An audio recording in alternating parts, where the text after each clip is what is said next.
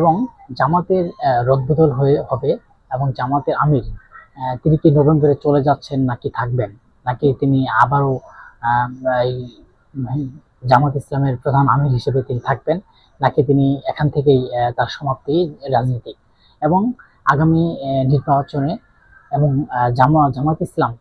200 আসনে প্রার্থী দেবেন এবং 100 আসন শরীফকে ছেড়ে দেবেন, এসব বিষয় নিয়ে আজকের এই বিশ্লেষণ হবে। এবং আমি আছি আপনাদের সাথে ফারুক হাসান। এখন কালের কণ্ঠ থেকে একটা আছে, যে কালের কণ্ঠ থেকে বলা হয়েছে যে বাংলাদেশের জামাত ইসলাম ডাক্তার শফিকুর রহমান তার মেয়াদ শেষ হচ্ছে আগামী ডিসেম্বরে মাসে, এবং ফেব্রুয়ারিতে হওয়ার কথা রয়েছে জাতীয় নির্বাচন, এবং জাতীয় নির্বাচন আগেই দলটি নতুন আমির হিসেবে নির্বাচন করতে যাচ্ছে। দলীয় গণতন্ত্র অনুযায়ী 3 বছর পর পর তাদের এই নির্বাচন অনুষ্ঠিত হয়, কিন্তু এবার নির্দিষ্ট সময়ে সেই প্রক্রিয়ায় শুরু হতে যাচ্ছে। জামাতের সূত্র জানায়, নির্বাচনের আগে কেন্দ্রীয় মজলিস শুরার এবং সদস্যরা 3 জনে একটি সম্ভাব্য আমির প্যানেলে নির্ধারণ করা হয়েছে। আপনারা জানেন যে কালের কণ্ঠতে যেটা বলা হয়েছে যে তারা একটা 3টা প্যানেল করা হয়েছে, সেই প্যানেলের ভিতরে ডক্টর শফিকুর রহমানও আছে এবং আরো 2টা প্যানেল রয়েছে। এখন যদি সে সারা বাংলাদেশ থেকে যারা জামাত ইসলাম করে তারা ভোট দিতে পারবে এবং জামাতের আমির করার জন্য, এবং জামাতের আমির কে করার জন্য এখন শফিকুর রহমান থাকবে নাকি চলে যাবে সেটা হচ্ছে দলের উপর নির্ভর করবে এবং মানুষ কাকে চায় সের উপর মানুষ দেখবে। এবং আপনারা জানেন 5 আগস্টের আগে তারা কি নেতৃত্ব দিয়েছিল এবং 5 আগস্টের পরে ডাক্তার শফিকুর রহমানের কিন্তু অনেক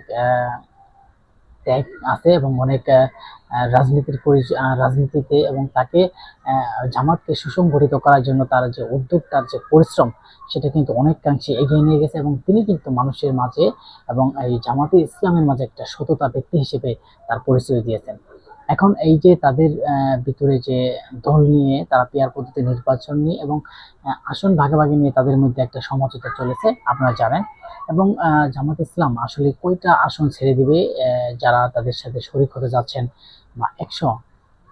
বা এই যে তাদের সাথে 7টা ইসলামিক রাজনৈতিক দল আছে, তাদের জন্য কয়টা আসন আসলে জামাত ইসলাম ছেড়ে দিচ্ছে।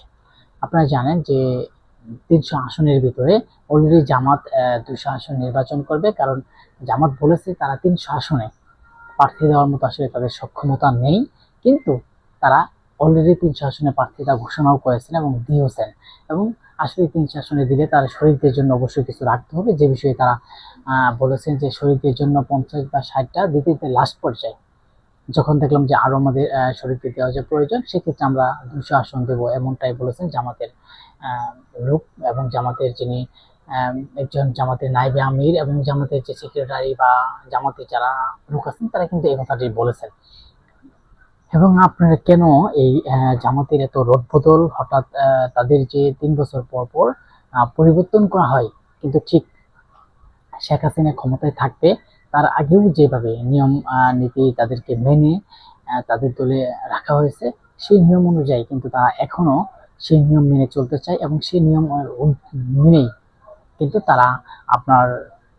পরবর্তীতে এ ঘোষণা করতে চায় এবং পরবর্তীতে কে নেতৃত্ব আসবে, নতুন নেতৃত্ব নাকি কে আসবে তার উপর নির্ভর করবে। এখন কথা হচ্ছে জামাতের কি হবে প্রধান, জামাত যদি ক্ষমতায় যা তাদের প্রধান কি হবে, এটা নিয়ে কিন্তু এখনো আমরা কোনো কিছু শুনতে পাচ্ছি না বা জানছি না। আসলে জামাতের কে প্রধান হবে আগামীতে, যদি জামাত ক্ষমতায় যায় তাদের সরকার প্রধান কে হবে সেটা এখনো আমরা স্পষ্টভাবে বলতে পারি না বা জানতে পারি নাই। কিন্তু এই যে জামাতের যিনি নেতাকর্মীরা আছেন তার যে সূত্রে বলা হয়েছে যে শফিকুর রহমান কিন্তু এর 2019 সালের 12 নভেম্বরের প্রথম কিন্তু আমির নির্বাচিত হয়েছিলেন এবং 2020 সালের 5 ডিসেম্বর শপথের মধ্যে দিয়ে শুরু হয় তার প্রথম মেয়াদ, এবং পরে 22 সালে 27 অক্টোবর দ্বিতীয় মেয়াদে পুনর্নির্বাচিত হয়। এখন কথা হচ্ছে তৃতীয়বারের মতো কিন্তু আবার হতে যাচ্ছে কিনা বা হবে কিনা, এমনটাও তিনি প্রার্থী হিসেবেও কিন্তু অলরেডি আছেন। দেখা যাক পরবর্তীতে কি আমির হিসেবে আসে, নেক্সট আমরা আপনাদেরকে ভিডিও দেওয়ার জন্য চেষ্টা করবো।